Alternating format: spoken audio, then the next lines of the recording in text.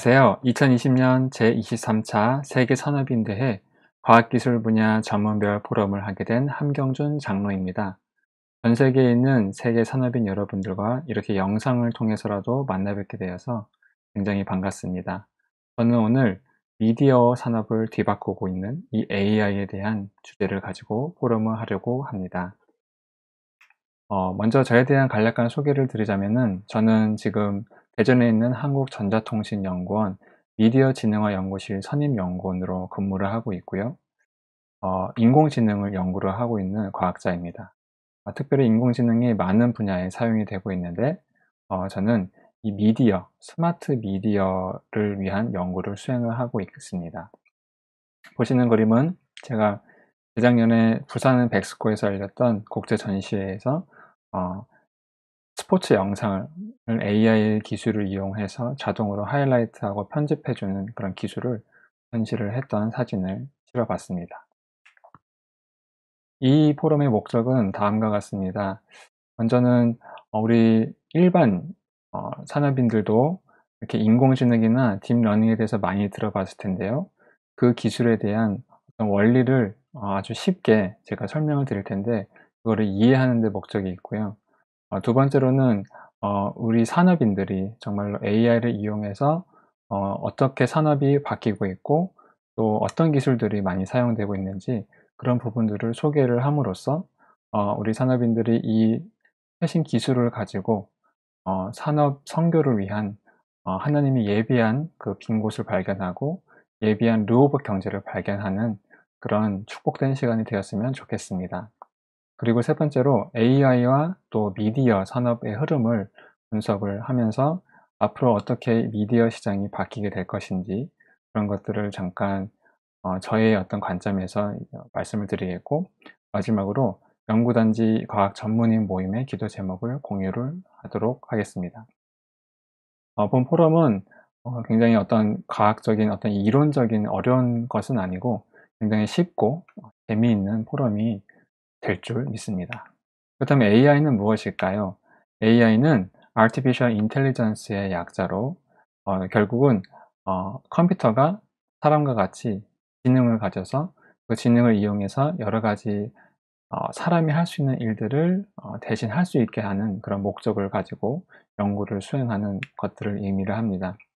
우리나라의 알파고를 통해서 전 국민과 또 많은 언론을 통해서 AI에 또 특별히 딥러닝에 대해서 일반인들도 많이 알게 되었고요. 사실 AI는 그동안 여러 분야에서 쓰여지고 있고 특별히 이런 게임과 같은 곳에서도 많이 활용이 되었던 분야였습니다. 그러면 여러 가지 용어들이 있습니다. AI가 있고 또 기계학습이 있고 딥러닝이 있는데 도대체 이 용어들 간의 관계는 무엇일지 한번 잠깐 살펴보도록 하겠습니다. 결국 목적은 같습니다. 사람처럼 어떤 지능적인 업무를 태스크를 수행할 수 있게 하려 함인데 기계학습 같은 경우는 어떤 프로그램을 만들고 그 프로그램을 이용해 가지고 아웃풋을 도출하는 거였다면은 이 딥러닝은 인간의 어떤 뇌의 구조를 이렇게 모방해서 artificial neural network를 만들고 그것을 이용해 가지고 지능을 구현해 보겠다는 것입니다. 한번 예를 들어보도록 하겠습니다. 우리가 이제 기계학습은 이미 우리에게 많이 익숙한 부분일 텐데요. 여기에 토마토와 체리를 이렇게 분류하는 기계가 있다고 해봅시다. 그렇다면 이거를 어떻게 분류를 하게 될까요? 간단합니다. 어떤 규칙을 세우면 되는데 토마토의 어떤 사이즈라든가 아니면 체리의 사이즈 또 어떤 그런 줄기의 모양새를 가지고 분류를 할 수 있는 그런 기계를 만들 수 있게 됩니다. 이게 기계학습의 어떤 규칙을 이용한 방법이었다면은 딥러닝은 이렇게 딥 뉴럴 네트워크를 이용해 가지고 이러한 문제를 풀겠다는 겁니다. 여기에 아주 많은 양의 토마토와 체리가 있다고 했을 때 이것은 토마토고 이것은 체리야 이것을 학습을 시켜주게 되면은 이 딥 뉴럴 네트워크는 우리 기계 학습을 했던 것처럼 그런 업무를 수행할 수 있게 됩니다. 그렇다면은 굳이 기계 학습으로 쉽게 할 수 있는 것을 딥러닝을 통해서 할 필요는 없겠죠. 기계 학습에서는 하기 어려웠지만 딥러닝에서는 그 한계를 극복했던 게 이제 가장 유명한 게 이제 이런 손글씨입니다. 손으로 쓴 그 숫자의 글씨를 인식하는 건데요. 사실 우리 인간에게는 굉장히 쉬운 문제입니다. 이 첫 번째, 두 번째, 세 번째 학생이 모두 다 9라는 숫자를 쓴 거를 쉽게 알 수 있는데, 과거에 어떤 기계학습 기반으로 하게 되면은 이 9가 예를 들어서 이 동그라미가 너무 크면은 어떤 컴퓨터는 이제 0으로 인식할 수도 있고, 어떤 컴퓨터는 이렇게 이런 식으로 9를 쓰게 되면은 1로 인식을 할 수 있게 되는 오류를 범하게 되는데, 이런 뉴럴 네트워크, 딥러닝을 이용해서 학습을 하게 되면은 이러한 것들이 극복이 되게 됩니다. 보시면은 이 9라는 데이터, 사실 이게 이미지인데, 이 이미지는 결국은 컴퓨터상에서 신호를 처리할 수 있게끔 0과 1로 바뀌고, 이 0과 1로 이렇게 바뀐 그 신호를 따라서 이 뉴럴 네트워크를 학습을 시킵니다. 그래서 2라는 숫자가 들어왔을 때 2라는 값이 딱 유추가 되도록 이 수백 개의 이 네트워크들을 학습을 시키게 됩니다. 이렇게 함으로써 이렇게 아무리 좀 이상하게 쓴 글씨가 오더라 하더라도 사람이 식별할 수 있는 것만큼 이제 식별을 할 수 있게 되는 게 딥러닝 학습 과정입니다. 여기까지는 다소 난해한 부분이 있을 수도 있고, 제가 너무 쉽게 설명하려다 보니까 많은 것들을 사실은 감추고 있습니다. 하지만 이제 요 정도 원리만 알고 계신다면은 딥러닝에 대한 어떤 이해를 충분히 하셨을 거라고 봅니다. 딥러닝 학습 과정이 끝나게 되면은 어떤 것들을 할 수 있을까요? 좀 전에는 우리가 숫자를 인식하는 네트워크를 구성했다면은, 이번에는 사람과 또 고양이를 그 이미지 속에서 찾아내는 네트워크를 구성을 해 본다고 합시다. 그러기 위해서는 이제 수만 장의 데이터들이 필요하겠죠. 그래서 어떤 이미지에서 이 이미지 안에 얼굴이 어디 있고 또 눈과 코와 입이 어디 있는지 이런 것들을 컴퓨터에게 알려주게 되면은, 이 네트워크는 사진, 이미지 속에서 사람의 얼굴을 정확히 찾아낼 수 있고 또 고양이의 얼굴을 정확히 찾아낼 수가 있습니다. 결국은 이렇게 어떤 이미지로부터 그 객체를 식별할 수 있는 모델을 생성할 수 있게 되는데요. 우리가 이럴 때 인제 이렇게 이미지를 넣어 주게 되면은 이 이미지 안에 사람이 어디 있는지, 또 그 얼굴이 어디 있는지, 더 나아가서는 이분이 누군지 이런 것들을 컴퓨터가 학습할 수 있게 되고 식별해낼 수 있게 됩니다. 마찬가지로 고양이도 이렇게 고양이 사진을 넣게 되면은 그 모델을 통해서 고양이의 얼굴이 정확히 어디 있는지를 식별할 수 있게 되고, 더 나아가서는 이 고양이가 무슨 종류인지, 페르시안인지 뭐 이런 것들을 알 수 있게 됩니다. 그렇다면은 이 AI 검출 기술을 이용해서 어떤 것들을 할 수 있을까요?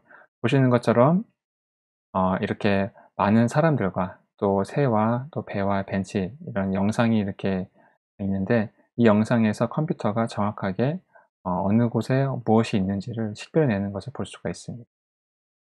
사실 몇 년 전까지만 하더라도 이러한 것들이 컴퓨터에 의해서 이루어지기 굉장히 어려운 태스크였고 오류도 많았습니다. 하지만 딥러닝이 끊임없이 개발되어지고 발전을 하면서 지금 보시는 것처럼 꽤 정확하게 식별해내는 것을 볼 수가 있습니다. 또 이렇게 객체를 식별하고 인식하는 과정을 할 수 있게 된다는 것은 이제 자율주행에서도 많이 사용이 되게 됩니다. 보시는 거는 이제 예루살렘의 굉장히 복잡한 도심을 자율주행차로 운행을 하는 모습을 이제 편집 없이 보여주는 영상입니다. 보시는 것처럼 이렇게 사용자가 운전을 하지 않고 있어도 이렇게 주변에 레이더와 라이다를 이용해 가지고 객체들과 또 차와 또 신호등과 또 사람과 이런 것들을 정확히 식별해내고 상황을 판단하는 것을 볼 수가 있습니다.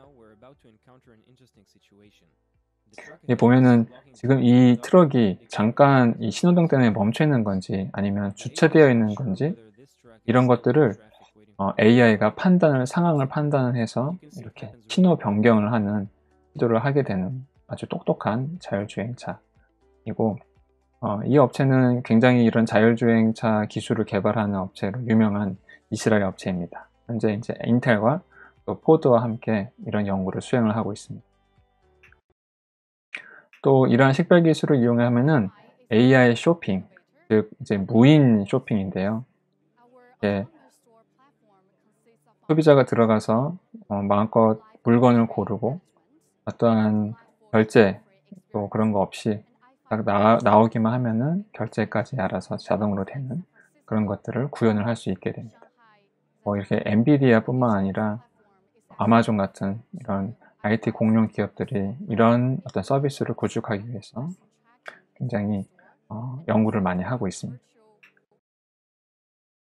또 마이크로소프트도 빠질 수가 없겠는데요. 이 VR과 AR 기술을 이용해 가지고 수많은 업체들과 함께 홀로렌즈라는 머리에 쓰는 이제 이 기계를 이용해 가지고 여러 가지 생산성을 향상시키는 그런 것들을 하고 있습니다.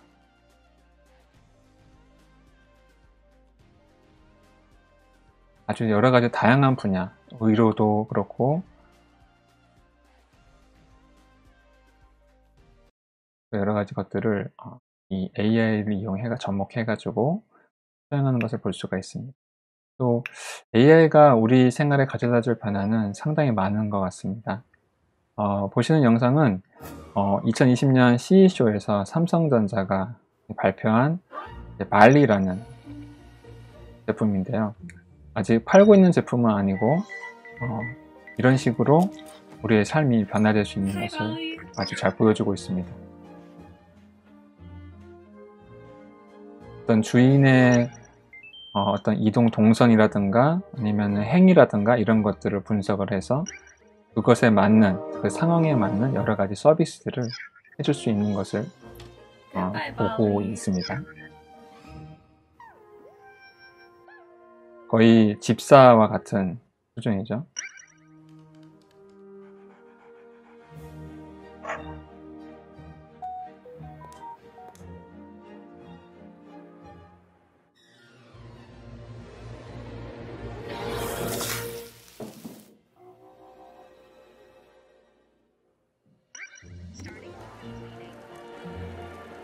이런 식으로 AI가 많이 발전을 함에 따라서 우리의 생활도 많이 바뀔 것으로 이미 바뀌어지고 있습니다. 또 AI를 이용한 여러 가지 것들을 또 볼 수가 있는데요. 우리가 조금 전까지는 AI를 이용해서 어떤 사람 얼굴을 식별을 하는 그런 기술들을 보았다면은 이번에는 AI를 이용해서 역으로 데이터를 생성하는 제너레이티브 모델이라고 하는데 그런 기술들에 대해서 한번 소개를 해보도록 하겠습니다. 보시는 모든 사진들은 다 실제 인물들이 아닙니다. 학습에 의해서 사람의 얼굴을 수십만 장을 학습을 시켜서 이 사람의 얼굴의 패턴을 파악을 하고 그것을 이용해 가지고 아주 새로운 인물들을 생성하는 그런 모습을 보여주고 있습니다.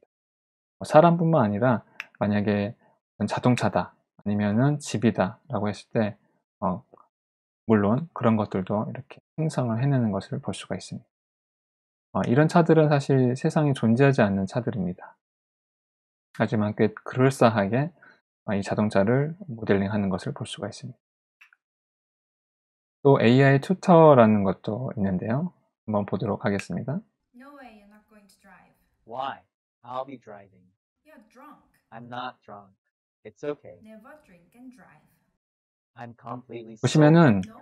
조금 전까지는 우리가 멈춰있는 이미지를 가지고 생성을 했다면은 이제는 어떤 동영상처럼 이렇게 사람의 모습을 생성을 해가지고 이 AI 선생님과 이렇게 영어 회화 수업을 하는 그런 서비스를 우리 국내에 있는 한 스타트업에서 제공을 했습니다. 굉장히 재미있는 기술이 되겠죠. 또 하나 영상을 보도록 하겠습니다. 시청자 여러분 안녕하십니까? 머니브레인의 인공지능 뉴스 앵커 안지혜입니다. 저는 실제 사람이 아니고요. 딥러닝 기술로 합성된 인공지능입니다. 네, 꽤나 이 기술이 아주 바로 자연스럽죠. 딥러닝 영상 합성 근데 기술입니다. 보시면은 이렇게 입술 쪽이 영상을 직접 지금 이렇게 촬영하고 딕테이션 하는 것과 약간 맞지 인공지능 않는 자동으로 특정 하지만 그래도 부분을 상당히 자연스러운 그런 모습을 보여주고 AI 있습니다. 기술이 딥러닝으로 사람이 말하는 것과 똑같이 말하는 영상을 합성해낼 수 있습니다. 아주 재밌는 기술들이 있죠. 네.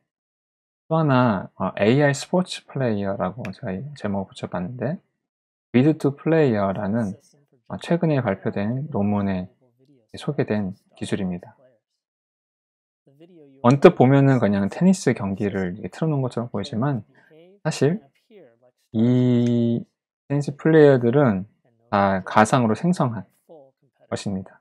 그래서 뭐 예를 들어 페더러의 모든 그런 테니스 폼을 학습을 시켜가지고 마치 페더러의 어떤 폼이라든가 전략까지도 학습을 시켜서 다른 플레이어와 시합을 시키는 영상입니다. 보시면은 간혹 이렇게 좀 부자연스러운 것들이 있기는 하지만 굉장히 흥미롭습니다. 그런 AI를 이용한 이제 이미지 생성과 비디오 생성이 상당히 많이 요즘에 발전을 하고 있는 추세입니다. 또 AI는 어떤 지능적인 처리에 있어서도 사람보다 굉장히 이제 압도적으로 잘 하게 되는데요.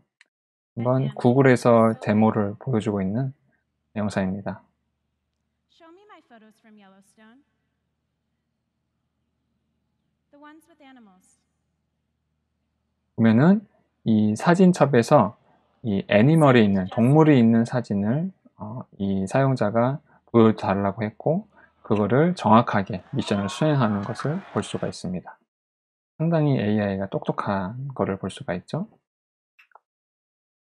또 하나 소개드리고 싶은 거는 이제 텍스트를 분석하고 또 텍스트를 생성해내는 그런 AI 기술입니다. 이게 GPT-3라고 하는 알고리즘인데요. 학습 모델인데요. 한번 보도록 하겠습니다. 이 페이지는 이런 방금 소개드린 GPT 그 모델을 통해 가지고 여러 가지 것들을 해본 것입니다. 보면은 이제 비즈니스도 있고 크리에이티브 라이팅도 있고 에듀케이션도 있고 여러 가지 분야에서 지금 시도를 하고 있고 사실 이 기술이 공개된 지 몇 달 안 됐기 때문에 많은 것들이 지금 올라오지 않았지만 상당히 인상적인 것들을 많이 볼 수가 있었습니다. 예를 들어서 크리에이티브 라이팅 같은 경우는 보면은 이렇게 뭐 러브레터를 쓴다던가 아니면 TV 커머셜 그러니까 TV 광고를 생성을 한다거나 아니면 아주 그럴싸한 스토리를 만들어낸다거나 이런 것들을 하게 됩니다. 이거는 이 GPT라는 모델을 이용해 가지고 러브레터를 창작하게 한 것입니다. 보시면은 딱 이런 한 줄만 주어졌을 때 이거에 맞게끔 이 주제에 맞게끔 이 AI가 편지를 써주는 것을 확인할 수가 있습니다. 하나 뭐 첫 번째 거 한번 보면은 딱 사용자가 A Beautiful Love Letter라고 딱 주어졌을 때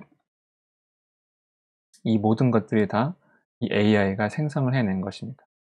보면은 굉장히 제가 뭐 영어를 그렇게 잘하는 건 아니지만 나름 외국인이 쓴 것 같은 근데 사실 당연하죠. 영어 영문 어떤 소설이라든가 아니면 웹 문서라든가 이런 것들을 이용해 가지고 학습을 시켰고 그런 것을 이용해서 이렇게 역으로 재창작을 해내는 그런 모습입니다.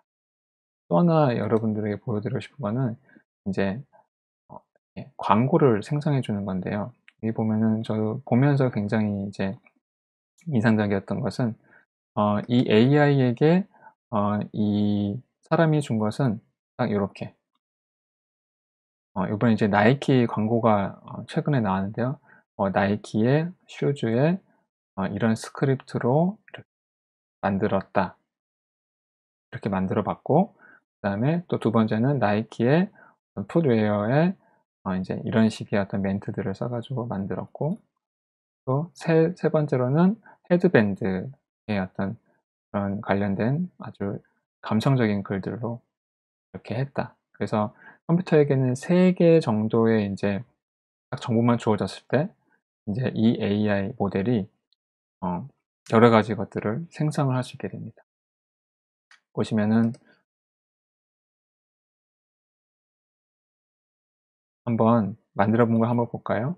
이거는 이제 AR Glasses인데 애플 AR Glasses라고 딱 하나만 던져줬을 때 만든 겁니다. 일단 문장의 어떤 그런 것들은 굉장히 잘 창작을 한 것 같고, 영상은 이제 이미 기존에 있는 영상들을 조합해가지고 이렇게 짜집기를 한 건데, 나름 느낌이 있는 그런 광고를 만들어냈습니다. 하나 또 보면은, 이거는 Rocking Your Bike라는 거를 딱 모델에게 주어졌을 때,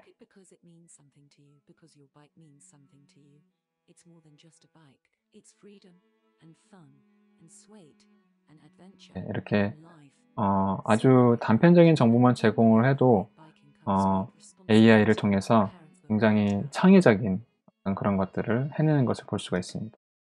그래서 다시 돌아와서 이렇게 이 GPT를 써서 뭐 방금과 같이 그런 영화라든가 아니면 광고라든가 아니면 글이라든가 이런 것뿐만 아니라 프로그래밍도 할 수 있게 됩니다. 그래서 딱 이렇게 사용자가 원하는 대로 이렇게 자연어 문장으로 입력을 하게 되면은 거기에 맞게끔 딱 코딩을 알아서 해주는 그런 것도 시도를 했었고, 꽤나 잘 작동을 하는 것을 확인할 수 있었습니다. 그렇다면은 이 미디어 산업과 AI가 만났을 때 어떤 흐름을 지금 가져가고 있을까요? 이 넷플릭스를 저는 되게 유심히 보고 있는데요. 이 넷플릭스의 어떤 그런 비즈니스 전략을 LVT MPO로 한번 정리를 해봤습니다. 먼저 넷플릭스의 레버리지는 다른 게 아니라 추천 알고리즘입니다. 시네매치라는 이제 알고리즘 이름이 있는데, 이 소비자에게 정말 적합한 비디오 이런 것들을 추천해주는 알고리즘입니다. 근데 이 넷플릭스는 이 알고리즘에 대해서 굉장히 아주 오래전부터 투자를 해왔어요. 그래서 2006년도에 이렇게 넷플릭스 프라이즈라는 거를 어떤 상금을 걸어가지고 수많은 어떤 대학생, 대학원생 또 과학자들이 넷플릭스의 그런 데이터를 가지고 추천 결과를 예상하는 높은 적중률을 맞춘 팀에게 이렇게 상금을 주는 이런 프라이즈를 진행을 했었는데, 이러한 것들을 통해서 넷플릭스는 정말 다른 회사에 비해 이 추천이라는 어마어마한 기술력을 가지게 됩니다. 그리고 나서 이러한 레버리지를 갖고서 어떤 시스템을 구축을 했냐, 어떤 베이스를 만들었냐면은 시청자의 취향을 정말 세밀하게 분석하고 그룹화하고, 그래서 이제 넷플릭스 같은 아니면은 뭐 이런 것들을 OTT라고 하는데, 이 OTT 추천 시스템을 구축을 하게 됩니다. 보시면은 기존에는 이제 뭐 연령 아니면은 성별 아니면 지역별 정도로 이렇게 구분을 했다면은, 넷플릭스는 수천 개의 어떤 그룹을 이렇게 그룹을 형성을 해서 그 그룹에 맞는 이제 개인화된 추천 결과를, 추천 영화를 이제 제공하게 됩니다. 그래서 예를 들어서 이제 썸네일 같은 경우도 이 사람이 정말 이렇게 로맨스한 영화를 많이 봤다고 했을 때는 이런 남자와 여자가 이렇게 데이팅하는 그런 썸네일을 노출을 하고, 아니면은 어떤 사람은 코믹이라는 영화를 많이 봤다고 했을 때 같은 영화라도 서로 다른 썸네일을 노출을 해서 이 사람이 정말로 어떤 성향을 갖고 또 어떤 것에 아주 관심을 갖는지 이런 부분에 대해서 되게 세밀하게 넷플릭스는 접근을 했습니다. 그래서 보시는 것처럼 이게 사실 이 9개의 썸네일이 다 동일한 영화인데 이렇게 서로 다르게 생성되게끔 이런 여러 가지 AI 기술을 또 이용했습니다. 그래서 넷플릭스의 트랜스미션은 이러한 레버리지와 베이스를 가지고 본격적으로 이제 OTT 서비스를 제공을 하고, 그다음에 컨텐츠를 확대를 했습니다.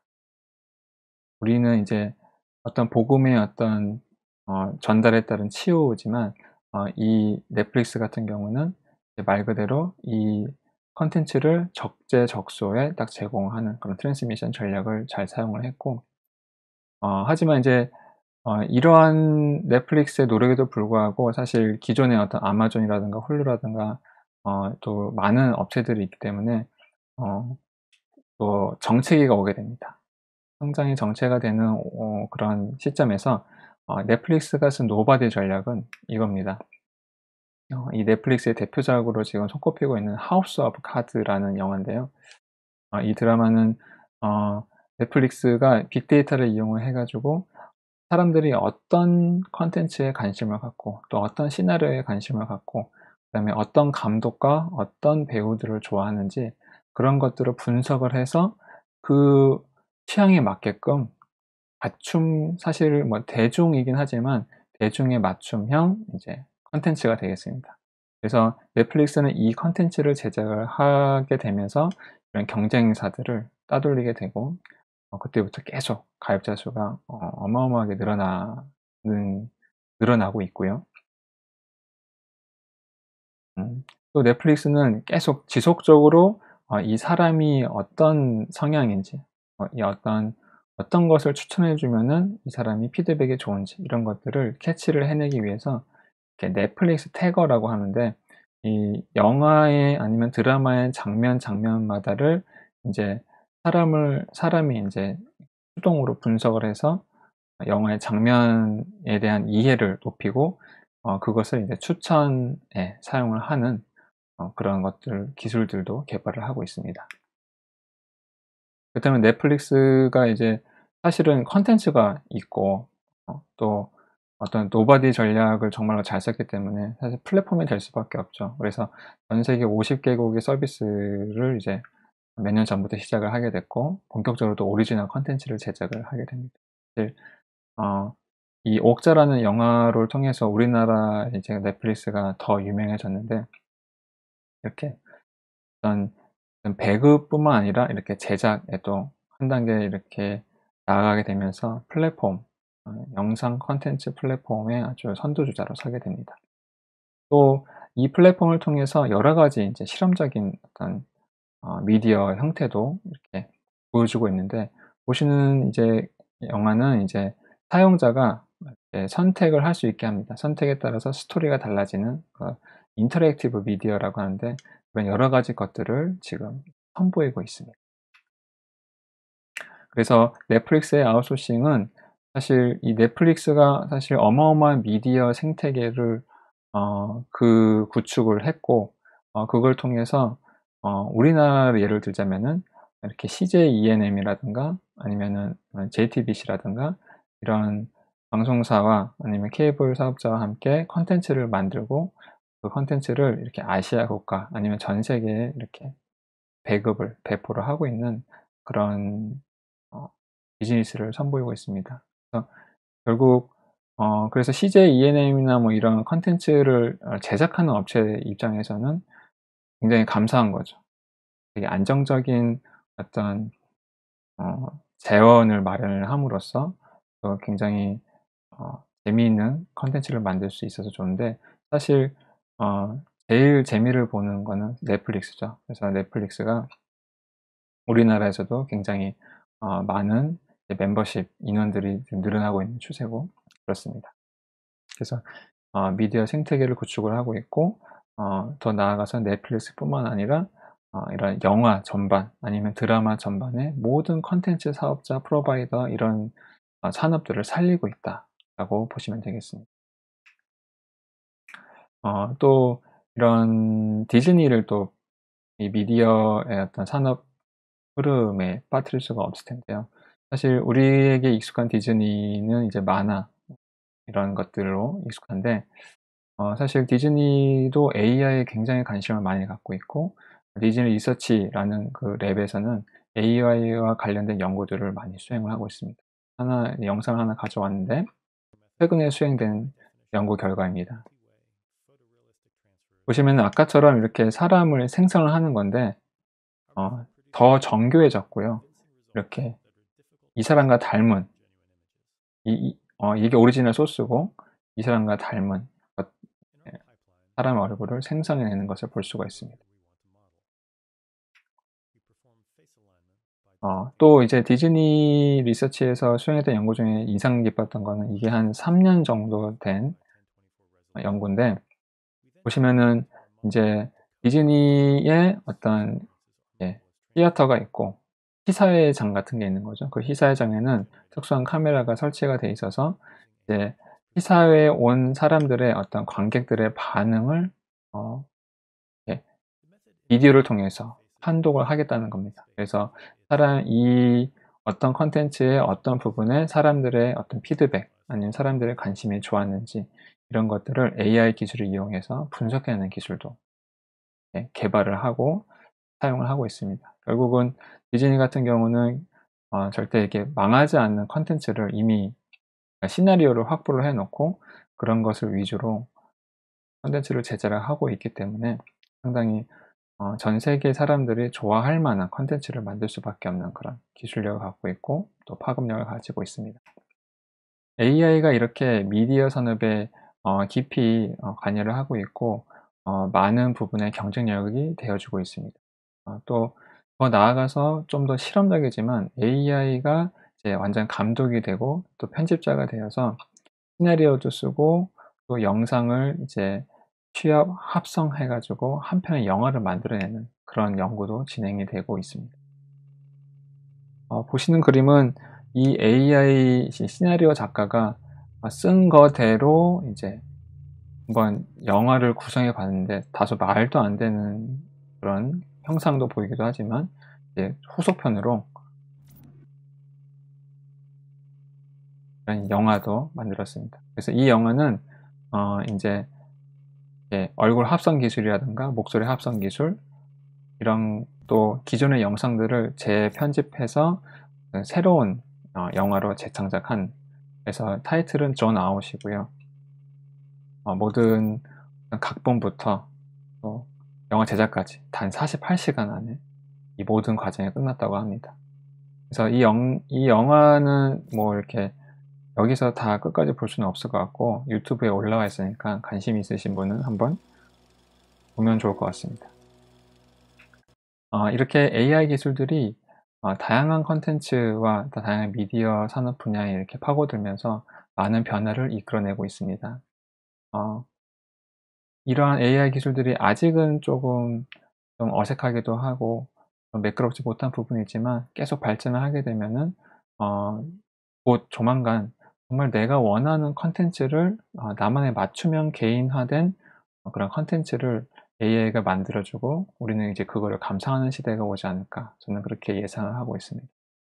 뭐냐면은 정말 내가 좋아하는 배우라든가 아니면 내가 아는 지인의 얼굴을 합성을 해가지고 그런 것들을 이렇게 컨텐츠로 감상을 하는 개인 맞춤형 컨텐츠가 나올 것 같고요. 보시는 이 다큐멘터리는 너를 만났다 라는 다큐멘터리입니다. 잠깐 보도록 하겠습니다. 엄마 어디 있었어? 엄마 내 생각했어? 맨날 나는 해. 엄마 많이 보고 싶었어. 엄마도 너 보고 싶었어.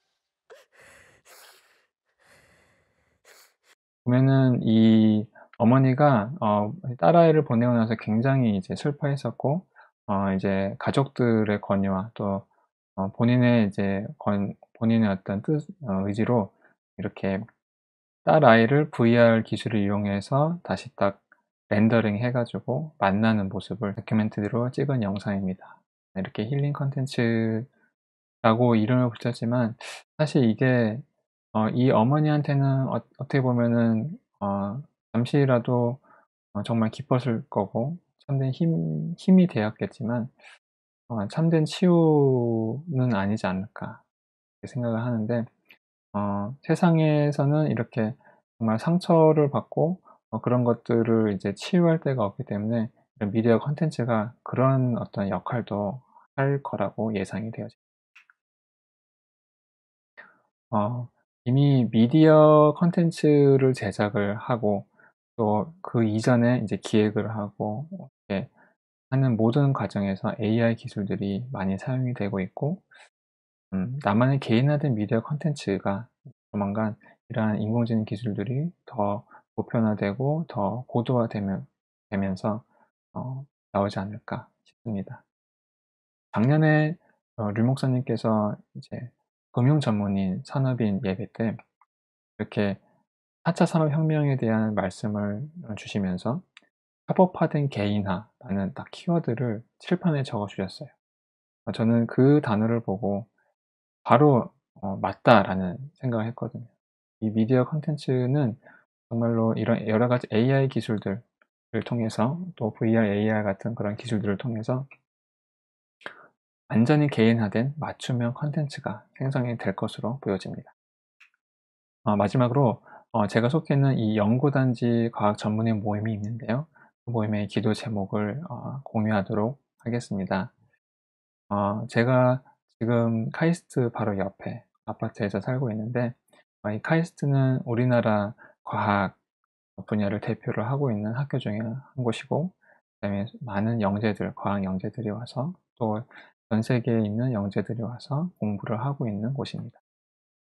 이곳에 알다시피 많은 학생들이 힘들어하고 극단적인 선택을 하기도 하지만 또 많은 부분에 있어서 그런 어떤 답을 찾지 못해서 이런 명상과학 연구소를 세팅을 하고 이런 것들도 하고 있습니다.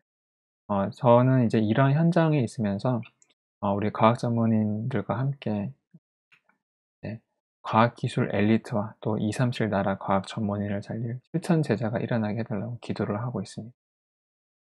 정말로 좀 전에 소개드린 모든 기술들이 정말 어떻게 보면은 또 다른 바벨탑 운동을 하고 있는 거거든요. 이 인공지능은 사실 동일한 프로그래밍 언어로 이제 전 세계 과학자들이 다 달라붙어 가지고 연구를 하고 있는데 어떻게 보면은 바벨탑이거든요. 근데 정말 이 과학 엘리트 현장에 정말로 바알에 무릎 꿇지 않은 오직 복음으로 담는 과학 전문 실천 제자가 일어나게 해달라고 기도를 하고 이렇게 사역들을 하고 있습니다. 그래서 저희는 이렇게 카이스트에서 지교회 예배를 매주 드리고 있고요. 이 예배에는 카이스트 대학원생들뿐만 아니라 대덕 연구단지에 있는 근무하는 연구원분들도 와서 같이 예배를 드리고 포럼을 하고 한 말씀의 흐름을 타고 있습니다. 그리고 대덕 연구단지 또 이렇게 대학원생들 또 앞으로 대학원생이 될 그런 랩런트들을 이렇게 같이 한자리에 모여서 자체 집중 훈련을 진행을 합니다. 매년 진행을 하고 있습니다. 그리고 이렇게 초등학생들 인턴십 비전 트립이라고 하죠. 비전 트립을 하면서 우리 랩런트들이 달란트를 발견하고 기도 제목을 가질 수 있도록 도와주고 있고요. 그 다음에 매년 이렇게 중학생, 고등학생 랩런트를 대상으로 인턴십을 하고 있습니다. 이 사진이 올해 코로나가 때문에 우리 대한민국이 봉쇄되기 직전에 이렇게 했던 인턴십의 사진의 모습입니다. 그리고 대학 성교국에서 이제 운영을 하고 있는 방학마다 운영하고 있는 그 단기 학사 훈련이 있습니다. 그 단기 학사 훈련에 이렇게 미션홈 사역자로 신부를 하면서 대학 랩런트들 특별히 이번에는 이제 전문 학사라고 해서 이공계 우리 랩런트들과 함께 학사 미션홈에서 같이 훈련도 받고 말씀도 받고 포럼도 나누고 전문성에 대해서도 인턴십 해주고 그런 부분들을 하나님께서 하게 해주셨습니다. 그래서 전 세계에 흩어져 있는 우리 산업인 여러분들이 정말로 이 과학기술 분야를 놓고서 기도해 주셨으면 좋겠고요. 특별히 저희 개인적인 기도 제목이 있다면은 정말로 이 인공지능, 특별히 오늘 소개해드린 여러 최신 기술들을 정말로 하나님의 그 복음을 붙잡고 도전하기 원하는 랩런트가 있으면은 저에게 연락 주시면은 같이 기도 제목 나누고 같이 기도 배경이 되어드리겠습니다. 그래서 과학 분야의 실천 제자가 세워지는 것을 두고서 같이 기도해 주셨으면 감사하겠고요. 마지막으로 말씀 한 구절 나눴으면 좋겠습니다. 히브리서 11장 3절에 믿음으로 모든 세계가 하나님의 말씀으로 지어진 줄을 우리가 아나니 보이는 것은 나타난 것으로 말미암아 된 것이 아니니라. 저는 복음 가진 과학자, 즉 과학하는 전도자죠. 이 과학자가 정말로 붙잡고 있어야 될 말씀인 것 같습니다. 이 과학이라는 것이 어떤 눈에 보이는 것의 어떤 원리를 규명하는 그런 직업이다 보니까 자칫 영적인 것, 하나님 나라의 그 일, 그 비밀을 계속 놓치는 경우가 많은데, 정말로 우리 모든 세계 산업인들, 특별히 이제 과학 전문인, 그 과학 쪽에 종사하시는 모든 우리 산업인들이 정말로 이 말씀처럼 우리 산업인 여러분들이 있는 그 현장에 하나님 나라의 일을 날마다 바라보며 정말로 사실적으로 구체적으로 그 믿음이 회복되어져서 정말로 그곳의 현장을 살리고 미래를 살리고 또 일어나는 우리 렘넌트들과 또 교회를 살리는 그런 응답을 받았으면 좋겠습니다. 이것이 우리 과학 전문인의 사명이라고 생각합니다. 다소 미흡하지만 제 포럼을 시청해 주셔서 감사드립니다. 이번 산업 선교 대회를 통해서 정말로 하나님의 말씀을 언약으로 붙잡고 현장에서 승리하기를 기도하겠습니다. 감사합니다.